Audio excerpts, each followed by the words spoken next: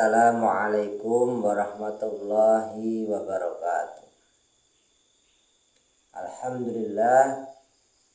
Alhamdulillahilladzi arsala rasulahu bil huda wa dinil haq. Wa asyhadu an la ilaha illallah wahdahu la syarikalah. Wa asyhadu anna Muhammadan abduhu wa rasuluhu la nabiyya ba'dah. Allahumma salli wa sallim ala sayyidina wa habibina Muhammad sallallahu alaihi wasallam wa ala alihi wa ashabihi wa man tabi'ahum bi ihsani ila yaumiddin. Qala Allah ta'ala fi kitabihil karim, Rabbi shrah li sadri wa yassir li amri wahlul 'uqdatam min lisani yafqahu qawli. Amma ba'd.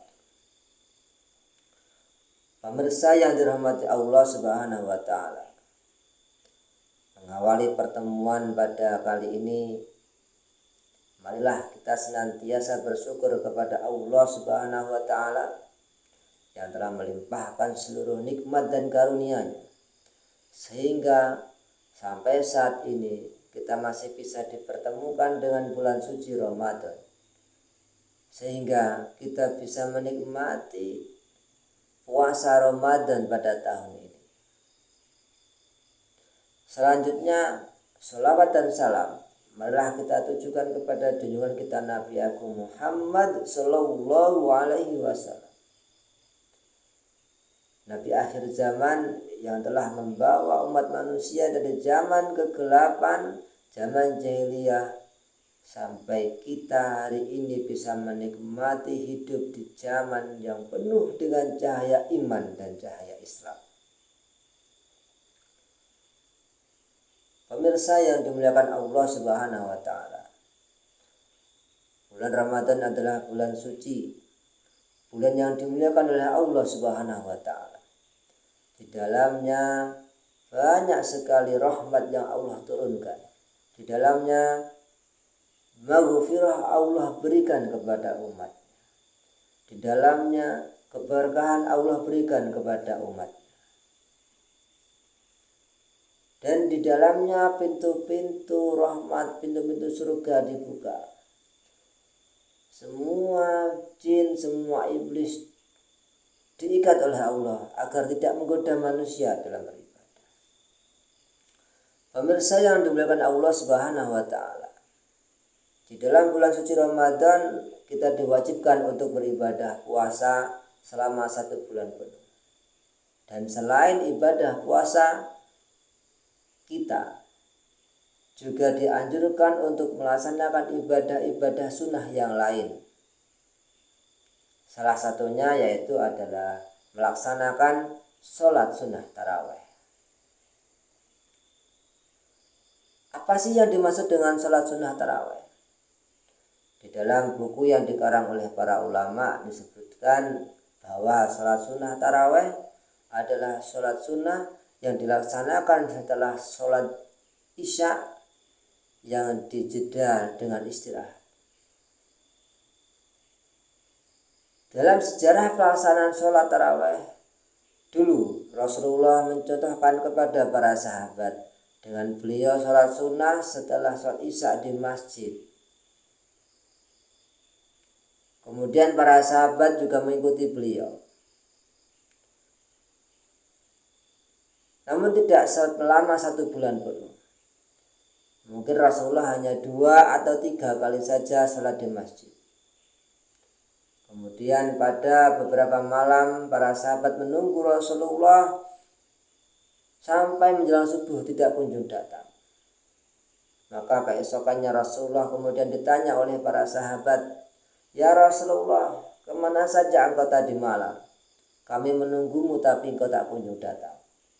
Maka Rasulullah pun menjawab, "Sesungguhnya aku takut jika aku melaksanakannya di masjid setiap malam, maka ini akan menjadi sebuah kewajiban bagi kalian."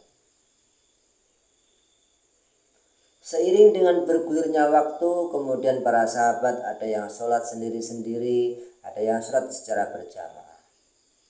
Sampai pada masa Sayyidina Umar bin Khattab, beliau melihat sahabat sholat di masjid, ada yang sendiri-sendiri, ada yang berjamaah. Kemudian beliau berijtihad, bagaimana jika perkara baik ini dijadikan satu untuk melaksanakan secara berjamaah. Dan hal itu diterima oleh para sahabat. Dan tradisi sholat tarawih berjamaah kemudian dilaksanakan oleh para sahabat, para tabi'in, tabi'ut tabi'in sampai hari ini. Kita tahu di kalangan saudara-saudara muslim kita ada yang melaksanakan sholat sunnah tarawih 8 rakaat. Ada yang melaksanakan sholat sunnah tarawih 20 rakaat. Ada pula yang melaksanakan sholat sunnah tarawih 36 rakaat.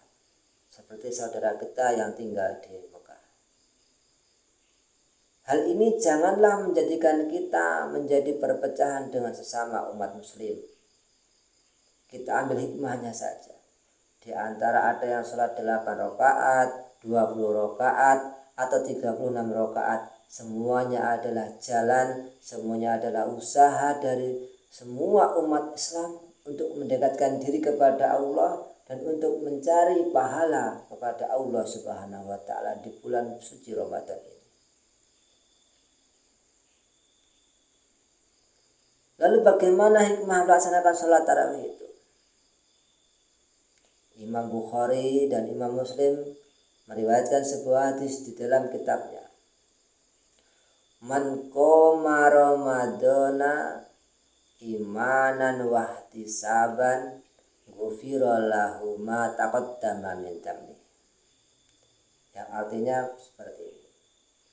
Barang siapa yang mau melaksanakan qiyamul lail di bulan suci Ramadan atas dasar iman dan mencari pahala, maka Allah akan mengampuni seluruh dosa-dosanya yang telah lampau.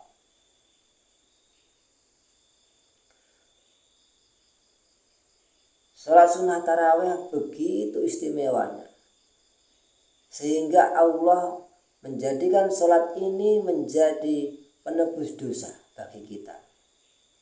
Dan ini hanya diperuntukkan untuk umat Islam, yaitu umatnya Kanjeng Nabi Muhammad SAW. Selain itu, salah satu hikmah dari sholat sunnah tarawih adalah sholat sunnah tarawih pahalanya bisa menutupi kekurangan dari ibadah-ibadah kita selain sholat sunnah tarawih itu. Misal, kita punya ibadah lain yang kurang sempurna pahalanya, maka Allah jadikan pahala sholat sunnah tarawih ini menjadi penutup, menjadi penyempurna dari kekurangan pahala ibadah yang lain itu. Islam itu sungguh indah. Maka dari itu, marilah saudara-saudaraku umat Islam dimanapun berada, di bulan suci Ramadan ini kita motivasi diri kita untuk bisa melaksanakan ibadah puasa dengan sebaik-baiknya dan juga melaksanakan amalan-amalan yang lain, terutama sholat sunnah tarawih, karena ini kesempatannya hanya ada di bulan suci Ramadan saja.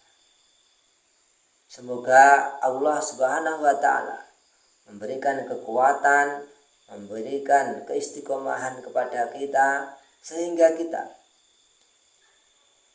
tetap konsisten dalam beribadah, melaksanakan ibadah suci puasa dan melaksanakan ibadah sholat sunnah tarawih pada malam-malam di bulan suci Ramadan. Semoga bermanfaat apa yang kami sampaikan ini. Terima kasih. Wassalamualaikum warahmatullahi wabarakatuh.